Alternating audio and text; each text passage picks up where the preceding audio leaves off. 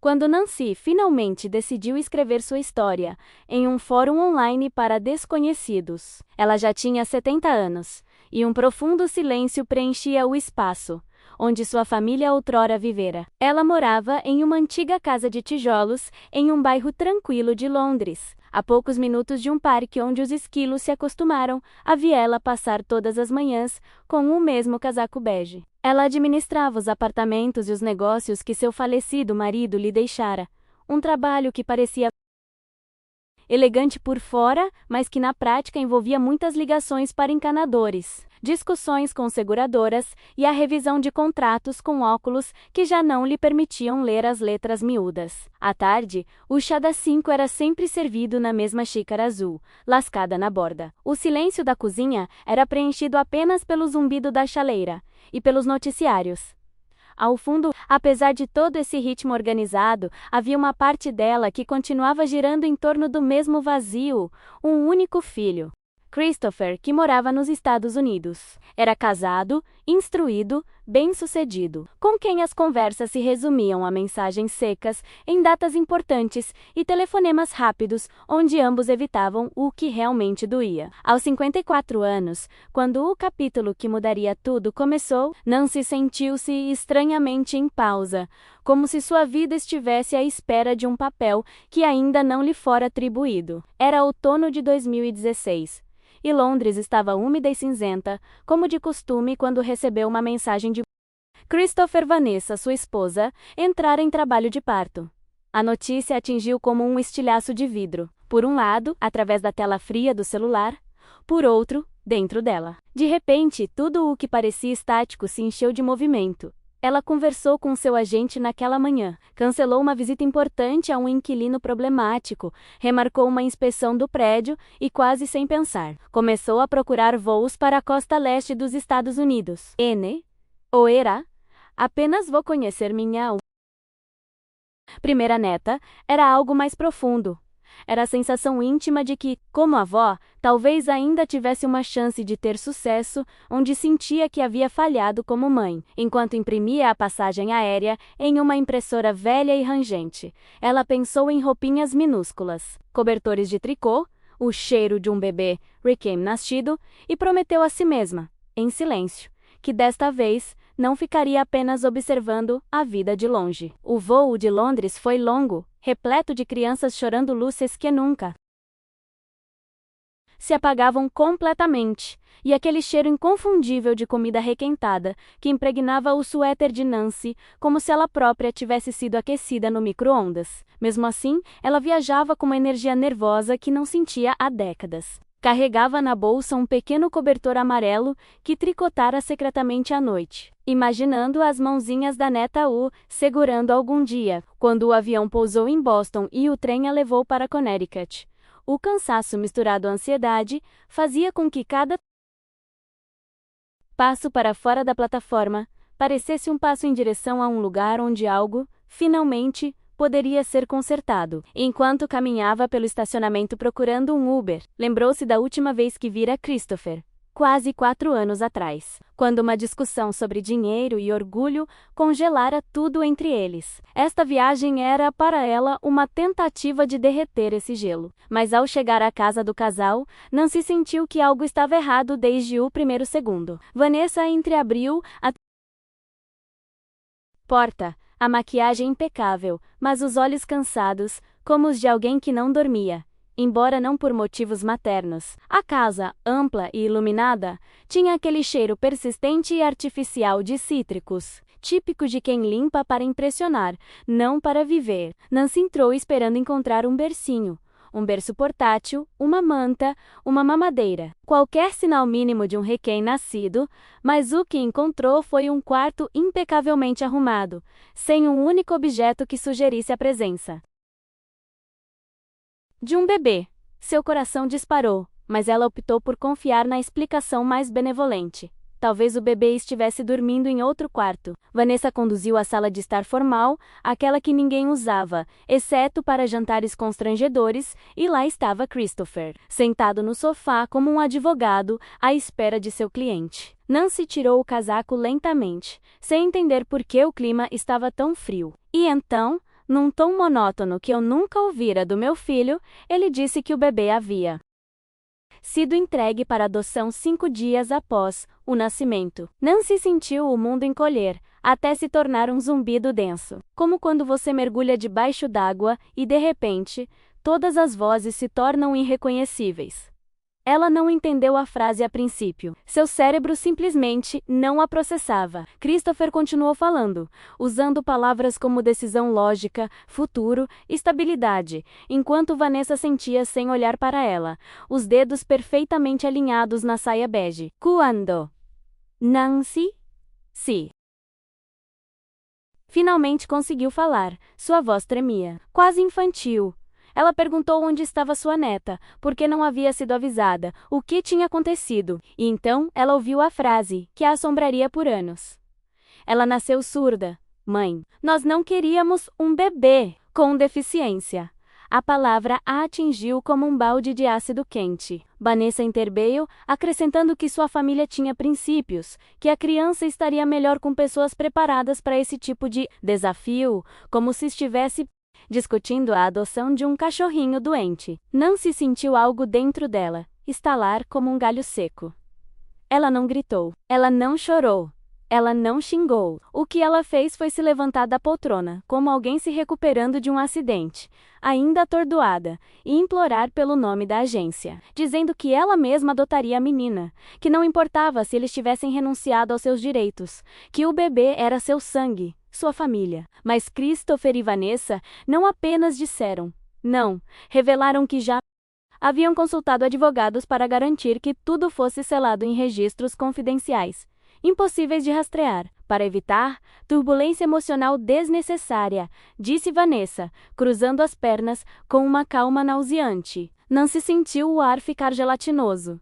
Ela não conseguia respirar direito. Ela viu seu filho, o mesmo a quem ela havia ensinado a andar de bicicleta, o mesmo que chorava quando caía e buscava refúgio em seus braços, falando como um estranho, como alguém que havia arrancado uma parte de si para se encaixar em um molde que não era seu. E foi ali, naquele quarto imaculado, onde não havia nenhum vestígio do bebê, que Nancy entendeu que não podia voltar para Londres.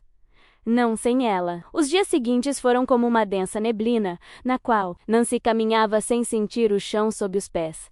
Hospedou-se num motel barato perto da estação, daqueles com carpetes que cheiravam a mofo e máquinas de gelo que nunca funcionavam. Todas as noites, antes de tentar dormir, abria a gaveta onde guardava a manta amarela de tricô da neta e a apertava contra o peito, como se fosse a prova física de que a criança existira, de que não era uma ilusão absurda, criada pelo seu desejo de ser avó. Ligou para a agência estatal. Falou com burocratas indiferentes que repetidamente lhe diziam que o caso estava encerrado e que, sem o consentimento dos pais biológicos, não podiam revelar absolutamente nada. Nancy começou a vagar pela cidade como um fantasma, visitou hospitais, igrejas, consultou listas de adoção, tentou subornar uma recepcionista que acabou ameaçando chamar a segurança. Não tinha um plano claro, apenas aquela certeza ardente. Não posso abandonar essa criança. Assim começou a vida que ela jamais imaginara para si. Alugou um pequeno apartamento em Connecticut, um lugar apertado com paredes amareladas, e uma cozinha onde mal cabia uma mulher, uma chaleira e uma tristeza persistente. Lá, cobriu as paredes com mapas, papéis, calendários, números de telefone, cartões de visita de detetives particulares que pagava com suas economias, e uma fé que parecia mais temerosa do que racional. Naquela época, a solidão era tão densa que, às vezes, Nancy falava em voz alta, só para ouvir algo humano no ambiente. Se você leu até aqui, adoraria saber de onde está lendo. Naqueles anos teria me feito bem saber que alguém, em algum lugar, estava ouvindo. Essa era a verdade. Nancy estava procurando sua neta. Sim, mas também buscava maneiras de não desaparecer. E todos os dias, sem exceção, repetia a mesma frase para si mesma antes de dormir. Um dia eu a encontrarei. Com o passar dos meses, Nancy compreendeu que não bastava simplesmente procurar a menina. Ela precisava se preparar para o dia menos incerto, improvável, quase impossível, em que a encontraria. Então, numa tarde comum, Enquanto esperava um café fraco num café do bairro, viu um cartaz anunciando aulas de Libras, a língua americana de sinais. Não hesitou. Inscreveu-se. As primeiras semanas foram um turbilhão de frustra. Suas mãos pareciam desajeitadas, rígidas, incapazes de acompanhar os outros alunos. Às vezes, caminhava para casa pela neve molhada, murmurando: "Estou velha demais para isso", mas continuava praticando em frente ao espelho, iluminada por uma lâmpada quebrada que piscava como se acompanhasse suas tentativas. Com o tempo, os sinais deixaram de ser movimentos isolados e se transformaram numa ponte, uma nova língua que a aproximou de uma menina cuja existência ela sequer conhecia. Era uma forma de dizer: "Estou aqui, mesmo que você ainda não possa me ver." E foi justamente ao se envolver com a comunidade surda local que Nancy deixou de se sentir completamente destruída. Ela começou a ajudar em eventos culturais, sentando-se com idosos que usavam a língua de sinais com uma graça que parecia quase coreografada, e ouvindo, em silêncio, histórias que revelavam sua essência. Um professor surdo, de barba branca e olhos vivos, disse-lhe certa vez em língua de sinais: "Você vai aprender quando parar de tentar controlar suas mãos, e deixa los falar por você." Essa frase a acompanhou durante toda a sua busca. Ela visitou mais de 200 agências, orfanatos, escolas e lares adotivos. Viajou por estados inteiros com seus mapas cobertos de alfinetes coloridos, cada um representando um não. Um não sabemos.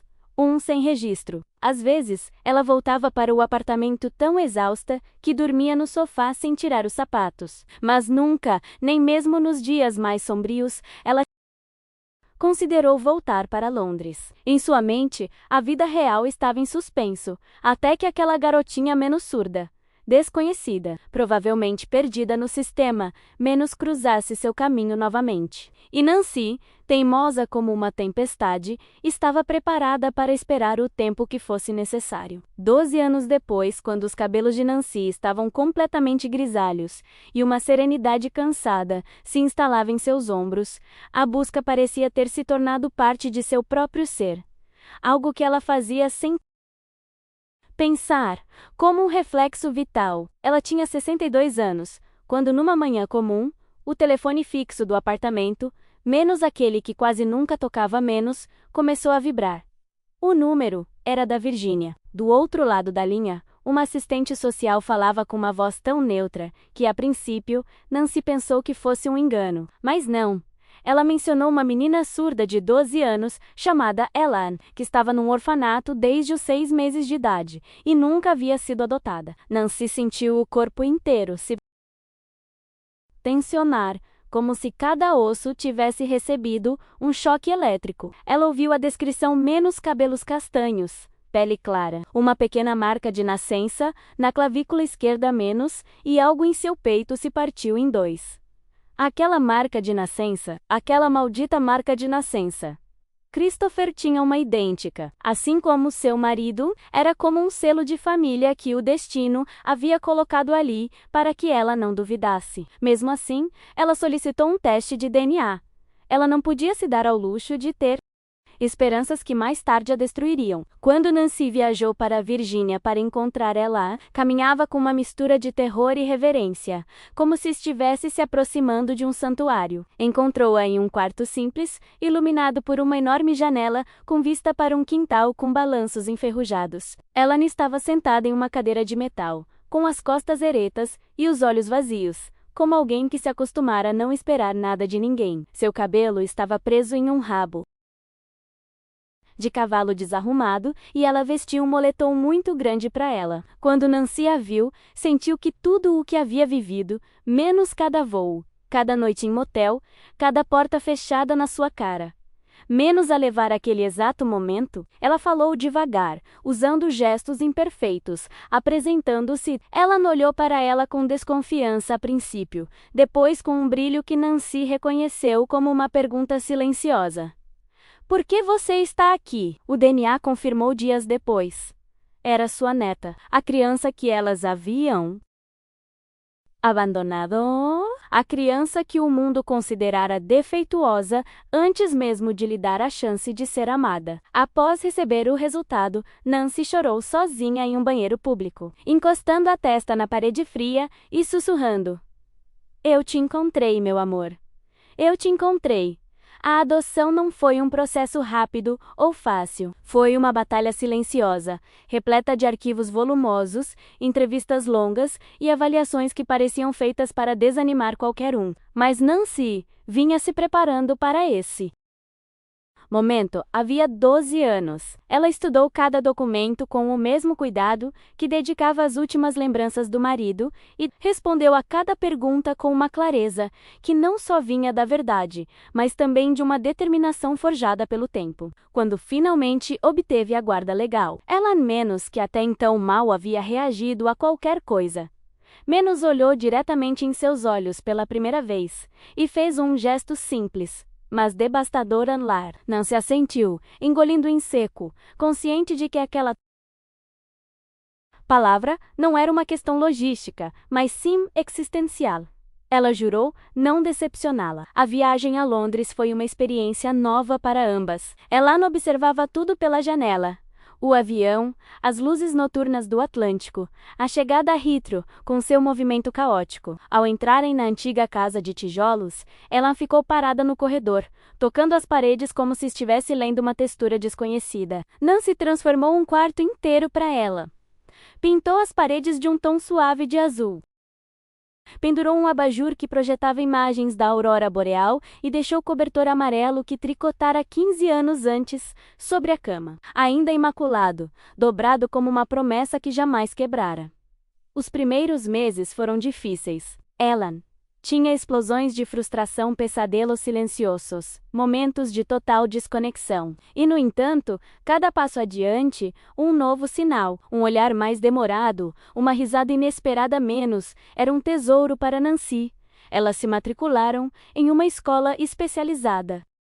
Encontraram terapeutas, professores para surdos, e a casa começou a se encher de uma linguagem que não precisava de palavras para ser profunda. Aos poucos, a menina fragilizada começou a se transformar em uma adolescente, com sua própria força. Com o tempo, ela começou a demonstrar talentos que ninguém tivera paciência para notar. Uma sensibilidade extraordinária para a narrativa visual.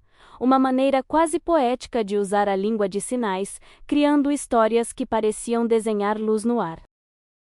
Nancy a observava praticar em frente ao espelho, suas mãos se movendo com uma mistura de precisão e emoção que fazia cada gesto parecer um verso. Aos 15 anos, ela já participava de oficinas de poesia em ASL Língua de Sinais, American e seus professores confirmaram que ela tinha uma rara habilidade de transmitir imagens que transcendiam a linguagem. Foi em uma dessas tardes tranquilas na sala de estar, com Ellen praticando e Nancy organizando alguns documentos sobre a mesa que chegou.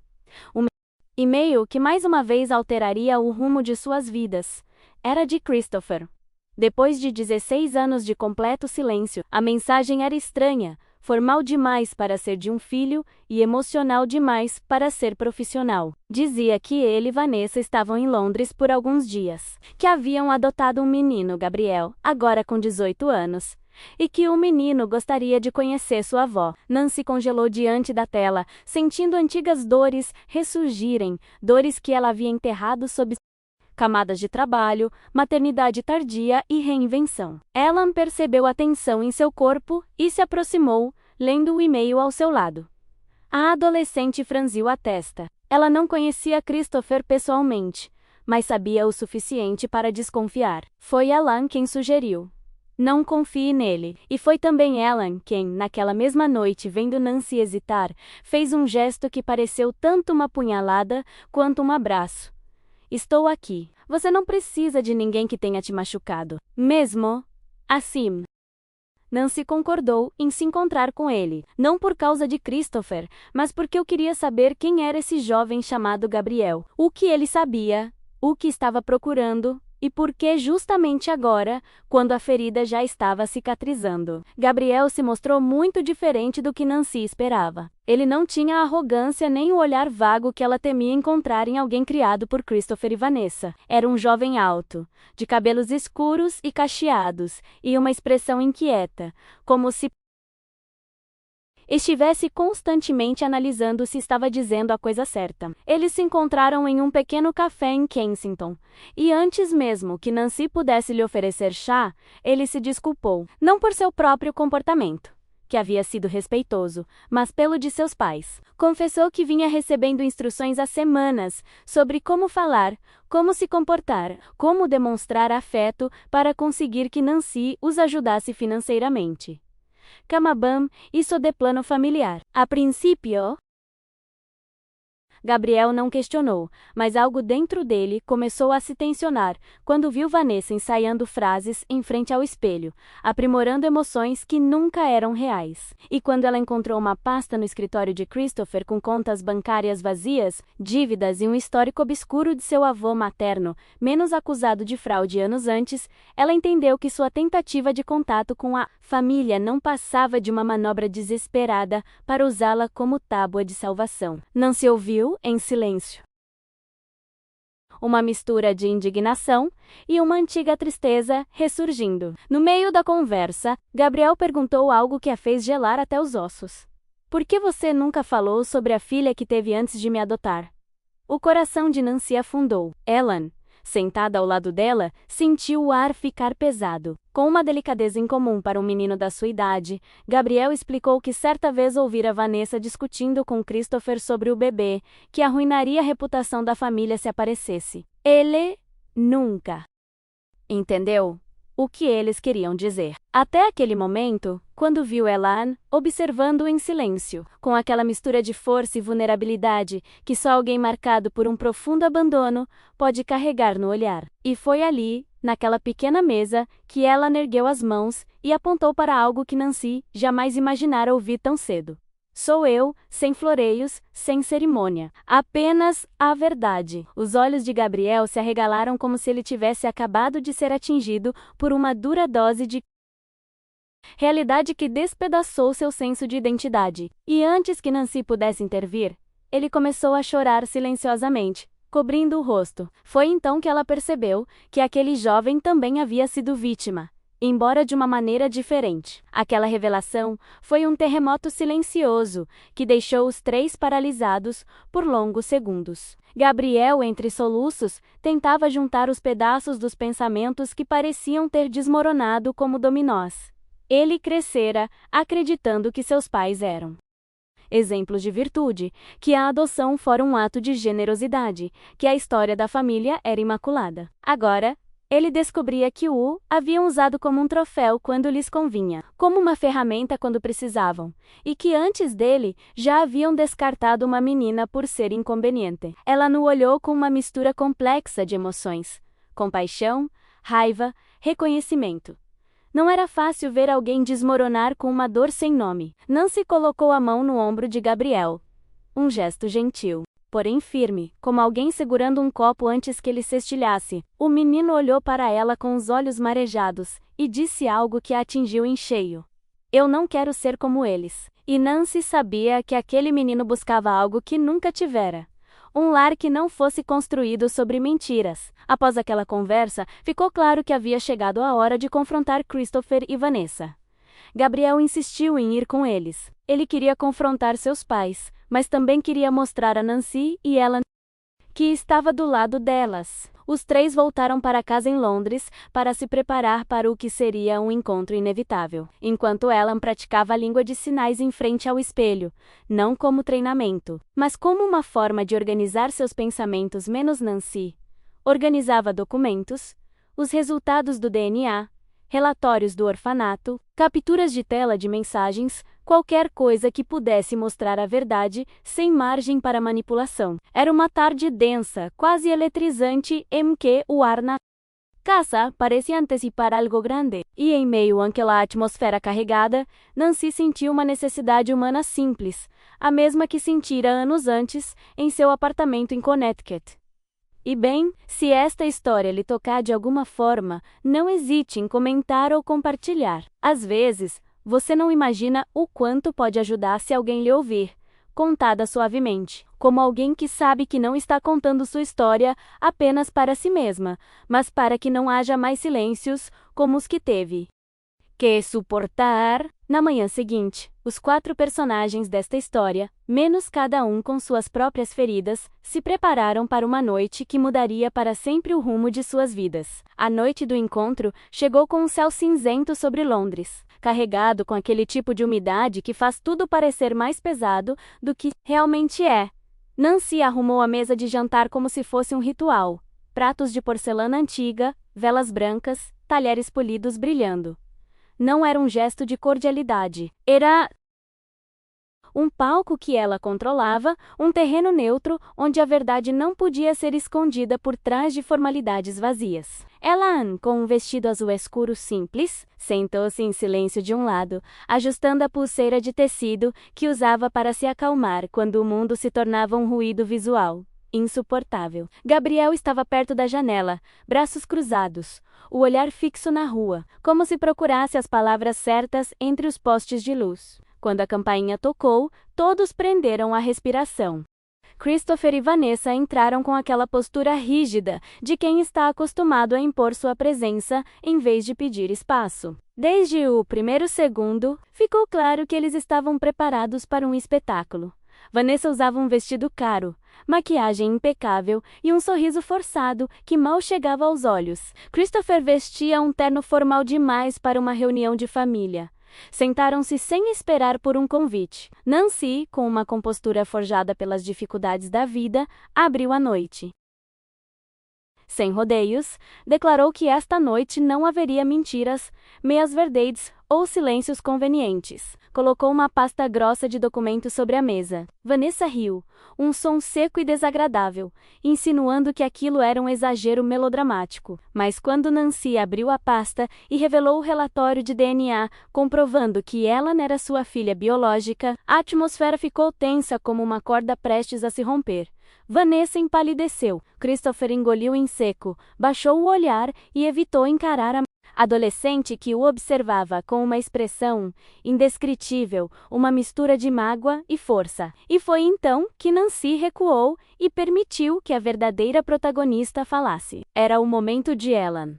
Ellen se levantou lentamente, como se cada movimento exigisse permissão de um corpo ainda sobrecarregado por memórias dolorosas. Ela se posicionou em frente a Christopher e Vanessa, e por alguns segundos, ninguém respirou. Então, ela começou a falar em linguagem de sinais, com uma calma devastadora. Suas mãos se moviam com precisão, com aquela firmeza poética que aprendera ao longo dos anos, construindo frases que pareciam cortar o ar. Gabriel interpretou em voz alta, com a voz embargada. Eu não sou um erro. Eu não fui um problema. Eu era uma criança. Um bebê, e vocês me descartaram como se eu não valesse nada. Vanessa tentou interromper, murmurando desculpas sobre pressão familiar e medo, mas Ellen ergueu a mão, um gesto firme, e continuou. Eu não quero que vocês se desculpem. Preciso disso. O que eu quero é que vocês olhem para mim. Porque vocês nunca me viram. Seus sinais eram nítidos. Belos, tristes. Nancy a observava da cabeceira da mesa, com os olhos cheios de lágrimas, não lágrimas de dor, mas de orgulho. Christopher, incapaz de encarar a filha, apertou as mãos com força no colo, mas Gabriel, tremendo, decidiu que era a sua vez também. Levantou-se, encarando os pais. Vocês me usaram, disse ele, com a voz embargada. Vocês mentiram para mim.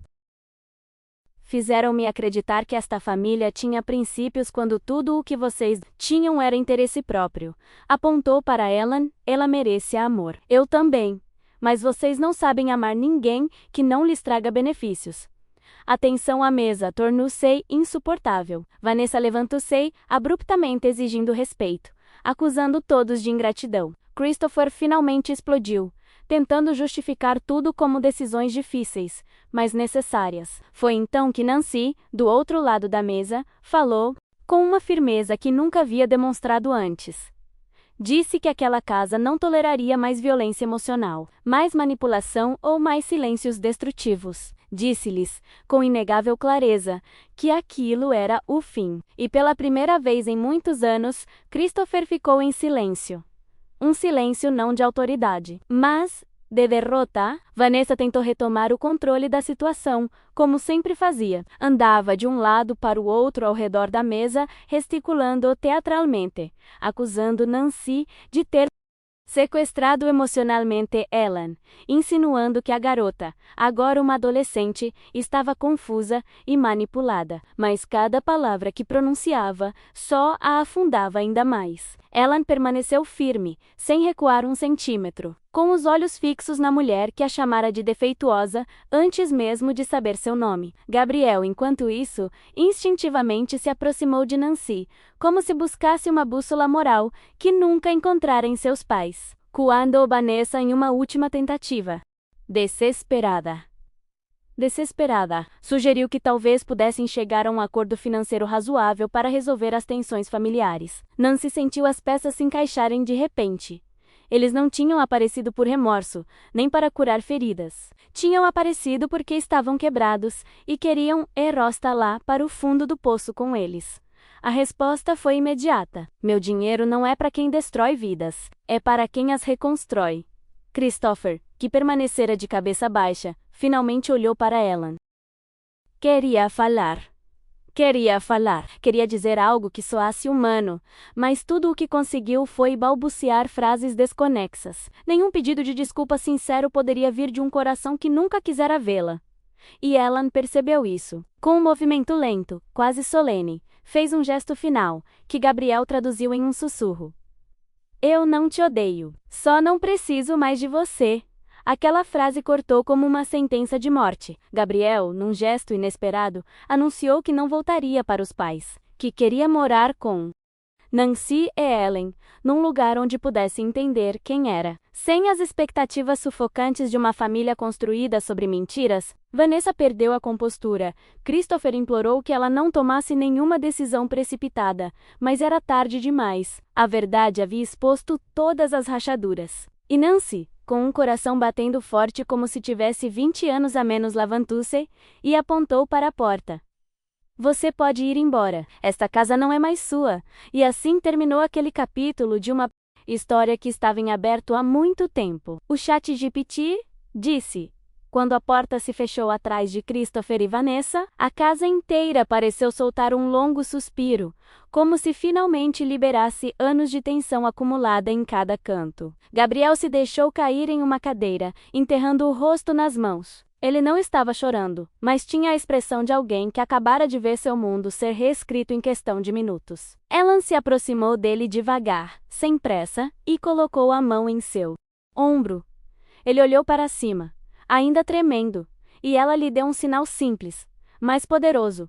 Estamos aqui. Não eu estou aqui. Não você está aqui, mas estamos aqui. Uma palavra pequena, mas que continha um universo inteiro de novas possibilidades. Nancy os observava da cabeceira da mesa, sentindo que finalmente, depois de anos de busca, perdas, reconstruções e novas buscas, menos algo dentro dela estava definitivamente alinhado. Não houve vitória estrondosa, nenhuma comemoração, apenas um silêncio caloroso e restaurador que preenche o peito quando você entende que sobreviveu a algo que poderia tê-lo destruído. As semanas seguintes foram um turbilhão de ajustes, conversas profundas, papelada e uma convivência que, surpreendentemente, se estabeleceu naturalmente. Gabriel se mudou para o quarto de hóspedes da casa em Londres. A princípio, ele andava por ali como se tivesse medo de ocupar muito espaço, mas aos poucos deixou rastros de vida por toda parte. Cadernos abertos, uma caneca de chocolate quente pela metade, um par de chinelos perto da escada. Ellen o ajudou a aprender a língua de sinais, rindo baixinho sempre que ele interpretava um gesto errado e acabava dizendo algo completamente diferente. Nancy, enquanto isso, os observava da cozinha enquanto preparava o chá e se surpreendeu ao se pegar sorrindo sem perceber. Aquela casa, que por anos fora um lugar arrumado, mas vazio, começou a se encher de conversas, risadas, suaves, a música que Gabriel tocava em Quarto e o vai e vem de dois jovens, que finalmente podiam respirar sem medo. Pela primeira vez em décadas, a palavra família não parecia mais grandiosa demais. Ela se encaixava perfeitamente. E isso, para Nancy, era a prova mais clara de que todo o sofrimento havia valido a pena.